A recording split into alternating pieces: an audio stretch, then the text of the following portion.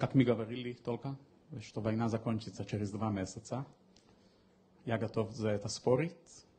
И если война закончится до 15 января, мы с вами встречаемся тут на Большой Лахаим. Договорились?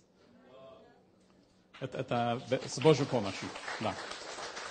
Я извиняюсь, я уточню, 15 января 26 года, да? Да. На всякий 26 года. на всякий... Мы дали чуть-чуть еще больше времени, потому что на Новый год люди будут заняты.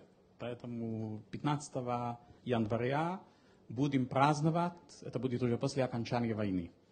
Как война только закончится, весь мир хороший, в хорошем смысле этого слова, инвесторы, туристы, все приедут сюда, и будет большой жизни тут.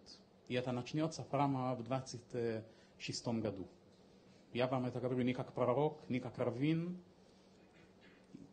Это мнение тоже больших людей в Америке и в Европе, которые понимают в этом. Это не dream, и не мечта, и не молитва. Это будет очень скоро, потому что Россия это будет Северная Корея, а Украина ждет большой будущий, unbelievable будущий.